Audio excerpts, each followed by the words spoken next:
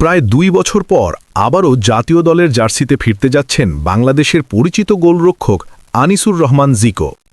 দীর্ঘ সময় মাঠের বাইরে থাকার পর তার এই প্রত্যাবর্তন ঘিরে ইতোমধ্যেই ফুটবল প্রেমীদের মধ্যে তৈরি হয়েছে নতুন কৌতূহল ও উত্তেজনা। কিন্তু প্রশ্ন হচ্ছে, এই প্রত্যাবর্তন কি শুধু একটি কামব্যাক, নাকি নতুন করে নিজের ক্যারিয়ার গড়ার এক বড় সুযোগ? আর আসন্ন গুরুত্বপূর্ণ ২ ম্যাচে কি আবারও জাতীয় দলের গোলপোস্টের নিচে ভরসার প্রতীক হয়ে উঠতে পারবেন তিনি? আজকের ভিডিওতে আমরা জানব জিকোর ফিরে আসার পুরো গল্প, বিতর্ক, অপেক্ষা এবং সামনে থাকা বড় চ্যালেঞ্জ সম্পর্কে। আগামী সপ্তাহেই শুরু হতে যাচ্ছে বাংলাদেশ ন্যাশনাল ফুটবল টিমের নতুন ক্যাম্প। সামনে রয়েছে ২টি গুরুত্বপূর্ণ আন্তর্জাতিক ম্যাচ। চলতি মাসের ২৬শে মার্চ শক্তিশালী দল ভিয়েতনাম ন্যাশনাল ফুটবল টিমের বিপক্ষে একটি ফিফা ফ্রেন্ডলি ম্যাচ খেলবে বাংলাদেশ। এরপর মাত্র কয়েকদিনের ব্যবধানে অর্থাৎ ৩১শে মার্চ এশিয়ান কাপ বাছাই পর্বে সিঙ্গাপুর ন্যাশনাল ফুটবল টিমের মুখোমুখি হবে লাল সবুজের প্রতিনিধিরা। এই ২ ম্যাচকে ঘিরেই জাতীয় দলের স্কোয়াডে নতুন পরিকল্পনা সাজানো হচ্ছে। আর সেই পরিকল্পনার বড় চমক হতে পারেন জিকো। দীর্ঘ বিরতির পর আবারও তাকে জাতীয় দলের জার্সিতে দেখা যেতে পারে, এমন সম্ভাবনাই এখন আলোচনার কেন্দ্রবিন্দু। তবে এই প্রত্যাবর্তনের গল্পটা মোটেও সহজ ছিল না। ২০২৩ সালের শেষ দিকে মালদ্বীপ সফর শেষ করে দেশে ফেরার সময় বিমানবন্দরে একটি বিতর্কিত ঘটনার মধ্যে জড়িয়ে পড়েন জিকো। মাদক সংক্রান্ত অভিযোগে তখন তাকে এবং আরও কয়েকজন ফুটবলারকে আটক করা হয়। সেই ঘটনার পর দেশের ফুটবল অঙ্গনে শুরু হয় ব্যাপক আলোচনা ও সমালোচনা। বিষয়টি নিয়ে বেশ বড় ধরনের বিতর্ক তৈরি হয় এবং শৃঙ্খলা ভঙ্গের অভিযোগে কয়েকজন ফুটবলারের উপর নিষেধাজ্ঞা আরোপ করা হয়।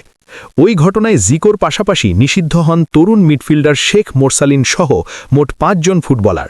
এই সিদ্ধান্তের ফলে দীর্ঘ সময় জাতীয় দলের বাইরে থাকতে হয় জিকোকে, যা তার কেরিয়ারের জন্য ছিল বড় এক ধাক্কা। তবে সময়ের সঙ্গে সঙ্গে পরিস্থিতি ধীরে ধীরে বদলাতে শুরু করে।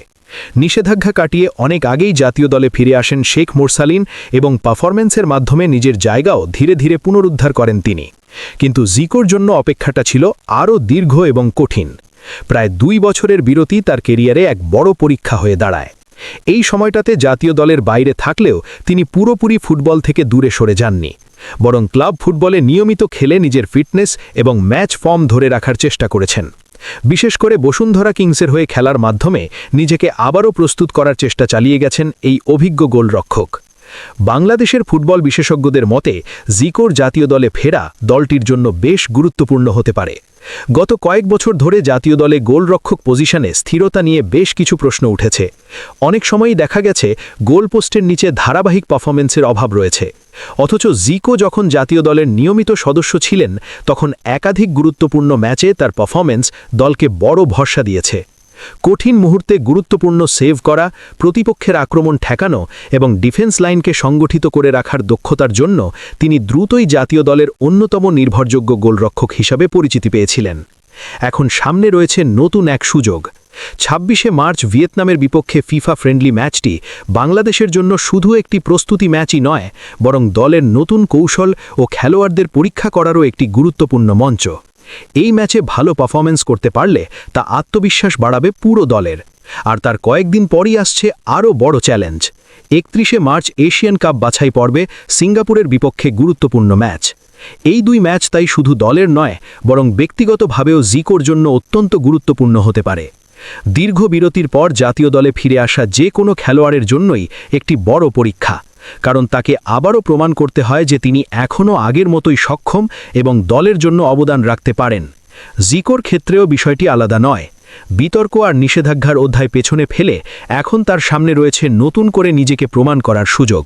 যদি তিনি ভিয়েতনাম ও সিঙ্গাপুরের বিপক্ষে ম্যাচে নিজের সেরাটা দেখাতে পারেন, তাহলে হয়তো আবারও স্থায়ীভাবে জায়গা করে নিতে পারবেন জাতীয় দলের গোলপোস্টের নিচে। সব মিলিয়ে প্রায় ২ বছর পর জাতীয় দলের সম্ভাব্য এই প্রত্যাবর্তন বাংলাদেশের ফুটবল ভক্তদের জন্য একটা আকর্ষণীয় গল্প হয়ে উঠেছে। অনেকেই এখন অপেক্ষা করছেন জিকো কি আবারও সেই পুরনো আত্মবিশ্বাস নিয়ে মাঠে নামবেন। তিনি কি আবারও গোলপোস্টের নিচে দাঁড়িয়ে দলকে নিরাপত্তা দিতে পারবেন, নাকি দীর্ঘ বিরতির প্রভাব তার পারফরম্যান্সে দেখা যাবে? সুপ্রিয় ভিউয়ার্স, আপনাদের কি মনে হয়, আনিসুর রহমান জিকো কি আবারও জাতীয় দলে নিজের সেরা ফর্মে ফিরে আসতে পারবেন? ভিয়েতনাম ও সিঙ্গাপুরের বিপক্ষে ম্যাচে কি তিনি হতে পারবেন বাংলাদেশের ভরসা? অবশ্যই আপনাদের মতামত আমাদের জন্য খুবই গুরুত্বপূর্ণ। তাই এই বিষয়ে আপনারা কি ভাবছেন তা কমেন্ট করে জানাতে ভুলবেন না।